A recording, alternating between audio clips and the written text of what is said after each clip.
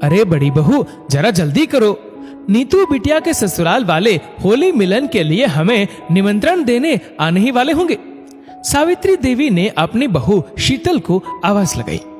शीतल कुछ जवाब दिए बिना घड़ी की ओर देखने लगी और उसके बाद तुरंत फटाफट काम करने लगी। कुछ ही देर में सावित्री देवी के यहाँ बिटिया के सास व देवर आ चुके थे। वे अपने साथ सभी के लिए कुछ तोहफे और मिठाइयां लेकर आई थी। सारे तोहफों को देखकर सावित्री जी ने कहा, अरे इनकी क्या जरूरत थी बहन जी, आप हमेशा ही बहुत ज्यादा देती है। अरे जरूरत क्यों नहीं थी, ये हमारे यहाँ का रिवाज है, बरसों से चले आ रहे रिवाज क्या भला बदल दिए जाएंगे। सावित्री जी की समधन बोली। बातचीत कर चाय नाश्ता करने के बाद वे लोग होली मिलन की कार्यक्रम का निमंत्रण देकर चले गए। सावित्री जी की बेटी नीतू के ससुराल में हर साल होली मिलन का बड़ा कार्यक्रम होता है। इस बार सावित्री देवी व उनका परिवार भी इस कार्यक्रम में आमंत्रित था। शाम को पति तथा अपने दोनों बेटों के ऑफिस से आने के बाद नीतू के यहाँ से आए तोहफे सभी को दिखाते हुए सावित्री देवी बोली, नीतू के ससुराल में ये उसकी पहली होली है और हम सब भी पहली बार वहां जाएंगे, तो सभी के लिए कपड़े व मिठाइयां लेकर जाना पड़ेगा। इस पर रमाकांत जी, जो कि सावित्री देवी के पति है, वो बोले, कल बहुओं के साथ जाकर बाजार से सामान ले आओ। होली में 4 ही दिन बचे हैं और हाँ, बहुओं के मायके भेजने के लिए भी तोहफे व मिठाइयां लेती आना। दूसरे दिन सुबह पति और बेटों के ऑफिस जाने के बाद सावित्री देवी बहुओं से बोली, जरा जल्दी काम निपटा लो, मेरे साथ बाजार चलना है, अपने समधियों के लिए कुछ उपहार और मिठाइयां लेने। अब बेटी के यहाँ से इतना कुछ आया है तो हमें भी ज्यादा ही देना पड़ेगा। वैसे भी पहली होली है, सब हमारे जैसे थोड़ी ना होते हैं जो कुछ ना बोले। तुम्हारे मायके वालों के लिए उपहार तुम लोग ही पसंद कर लेना। कहते हुए सावित्री देवी जी ने अपनी बहुओं को ताना मार दिया। यह सुनकर छोटी बहू मीनल बोली, मम्मी जी, बेटी के यहाँ उपहार भेजना तो समझ में आता है, पर हर बार हमारे मायके तोहफे मत भेजा करिए, क्यों बेकार में इतना खर्च करती है। तुमने सुना नहीं था कल समधन जी क्या बोल रही थी, समाज के जो रीति रिवाज वर्षों से चले आ रहे हैं उन्हें बदलने वाले हम कौन हैं। वार त्योहार में नाते रिश्तेदारों को तोहफे और मिठाइयां देने का रिवाज है। सावित्री जी ने कहा, मम्मी जी, अब समय के साथ कितना कुछ बदलता जा रहा है, तो क्या ये रिवाज नहीं बदले जा सकते। मीनल बोली, और ये कौन सा रिवाज हुआ कि बेटी के ससुराल से आए तोहफों का 2 गुना रिटर्न करो, चाहे आपकी स्थिति हो या ना हो। मम्मी जी, ये रिवाज कम, बेटी वाले पर दबाव ज्यादा है। छोटी बहू के मुंह से ये सारी बातें सुनकर सावित्री देवी कुछ नहीं बोली। सावित्री देवी के दोनों बेटों की शादी हो चुकी है। उनकी बड़ी बहू शीतल और छोटी बहू मीनल दोनों ही सामान्य मध्यम वर्गीय परिवार से, जबकि सावित्री जी का घर संपन्न और समृद्ध है। हमने उनसे कब कहा कि जितना हम लेते हैं वह उससे ज्यादा दे। अब सावित्री जी को अपनी बहू की बातें सुनकर गुस्सा आ रहा था। मीनल बोली, सीधे ना सही, पर बात बात में तो आप ताना दे ही देती है। अब मुझसे और नहीं सुना जाता, अपने माता पिता के लिए मुझ में अब और धैर्य नहीं रह गया। कहती हुई मीनल वहां से हट गई। आज तक शीतल बहू ने इस तरह जवाब नहीं दिया और तुम कल की आई मुझे जवाब दे रही हो। सावित्री देवी गुस्से में बोली, भाभी ने आज तक क्यों नहीं बोला ये मैं नहीं जानती हूँ। हो सकता है कि वह डर के कारण आपसे कुछ ना बोली हो, पर चाहती तो वह भी यही है। आप हमारे मायके वालों को जो भी देती है उससे 2 गुना मिलने की उम्मीद रखती है, पर दोनों परिवारों की आर्थिक स्थिति आपसे छुपी नहीं है। तोहफों से उन पर खर्च का अतिरिक्त बोझ बढ़ जाता है और उसे अपने जरूरी खर्चों में कटौती करके आपको गिफ्ट देते हैं। ऐसे गिफ्ट देने से क्या फायदा जो लेने वाले के मन पर बोझ बन जाए कि अब लिया है तो देना ही पड़ेगा। सावित्री देवी चुपचाप चली गई और मीनल पिछली दिवाली पर हुए वाक्य को याद कर भावुक हो गई। पिछली दिवाली पर सावित्री जी ने दोनों बहुओं के मायके महंगे तोहफे, मिठाई और पटाखे भिजवाए थे।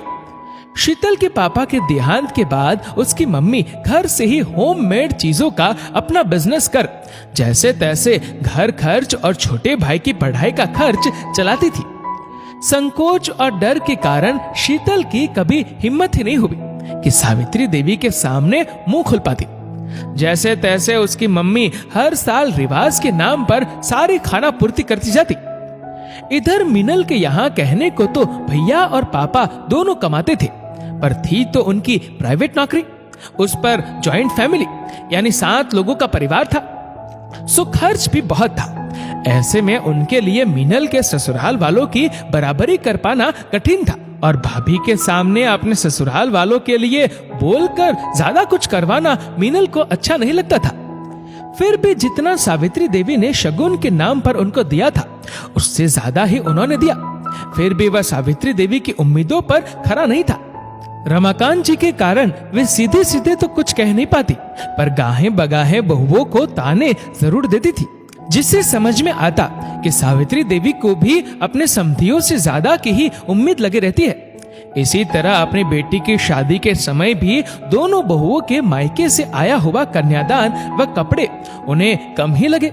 मेहमानों के जाने के बाद बोली, लोग तो बेटी के ससुराल में शादी के मौके पर सोना चांदी देते हैं, यहाँ तो 11,000 का लिफाफा ही पकड़ा गया। इतने से रुपए में आता क्या है? इतना तो हमने ही विदा में दे दिया। हफ्ते भर तक सावित्री देवी हर आने जाने वाले से ये बोलती रही। तभी मीनल ने ठान लिया था कि अब वह मम्मी जी को उसके मायके वालों का इस तरह अपमान नहीं करने देगी। शीतल की आवाज सुन वह वर्तमान में लौट आई। शीतल ने उससे कहा, चलो लाए हुए तोहफों की पैकिंग करना है।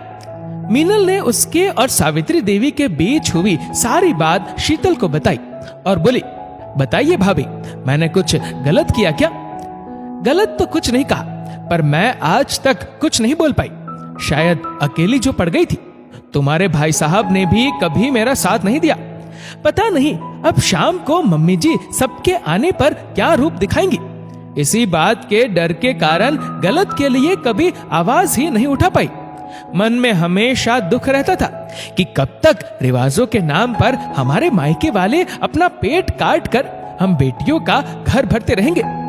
शीतल बहू, जरा एक कप चाय बना देना।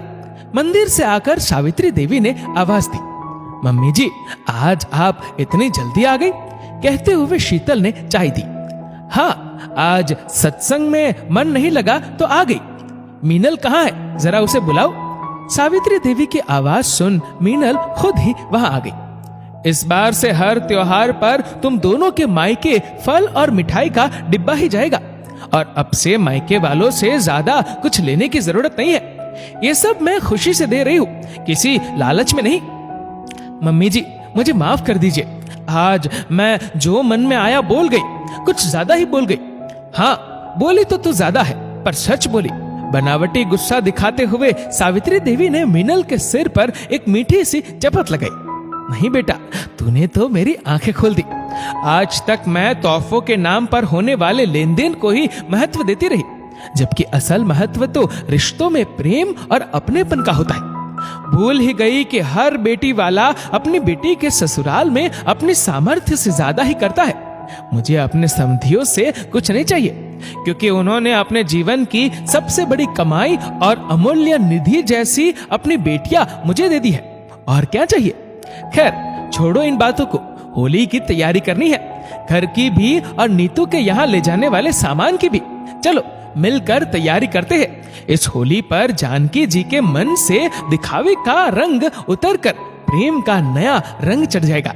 दिलों से शिकवे शिकायत को दूर, रिश्तों में प्यार ही प्यार हो भरपूर। आप सभी को होली की अग्रिम शुभकामनाएं। दोस्तों, इस वीडियो को लेकर आपकी क्या राय है नीचे कमेंट करके जरूर बताएगा। और अगर आपको वीडियो अच्छा लगा हो तो इस वीडियो को लाइक करेगा, शेयर करेगा ज्यादा से ज्यादा लोगों तक। और ऐसे ही और भी इंस्पिरेशनल वीडियोस के लिए सब्सक्राइब करें हमारे यूट्यूब चैनल को और फेसबुक पर फॉलो करें हमारे पेज को। धन्यवाद।